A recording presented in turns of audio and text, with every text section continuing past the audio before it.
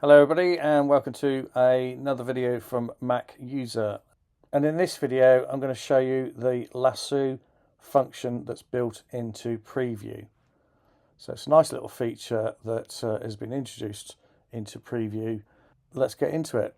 Okay, so I'm on my website. I'm just going to scroll down to an image that I want. I don't need any background, so it's this article that I wrote here with regards to the Office license 2016 and 19. So if I click on that one, what I want to do is download the image for this particular purpose. So if I right click and save image to downloads, the file is there.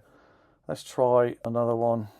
See how successful it is with, let's go for Thunderbird. So another article that I wrote regarding Thunderbird mail client. So again, I'm going to download that file as well. Right, so I've got my two files. Here they are. So Thunderbird, if I press the spacebar, that's the image.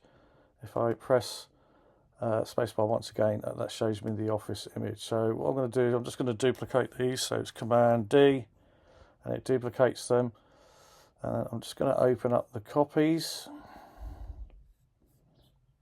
So here are my two copies.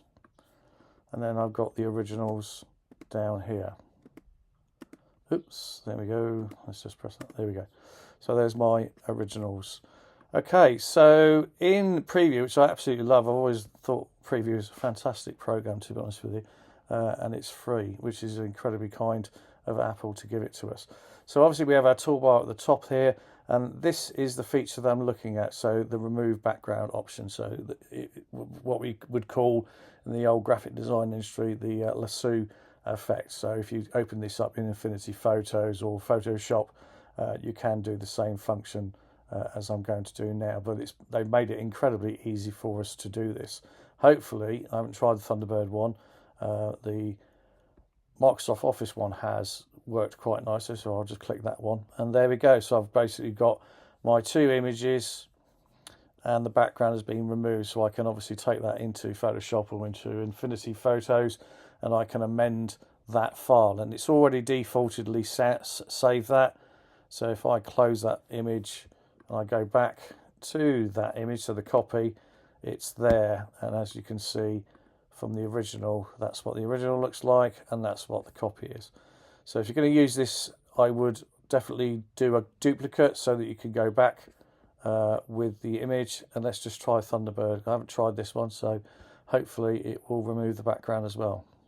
And it has. And there we have the Mac with the information on the screen inside it. So you could take this bit into Photoshop or Infinity Photos and just remove that that strip there, and there you have it. So quite an easy little tool that's built into Preview. Sometimes I forget it, I'm so engrossed into working through an image in Infinity Photos or something like that, whereas I could actually just use this feature and then it automatically defaults and saves it, and I can now use that image. So if I go to Thunderbird, there is the image. If I go to the original, there is the original. The sequence is exactly the same for the image that I took off the Office license.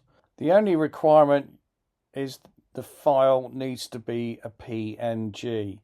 You can either convert the original, say it was a JPEG, to a PNG, or when you go into the file and you click the background remove icon, it will ask you to change it to a PNG.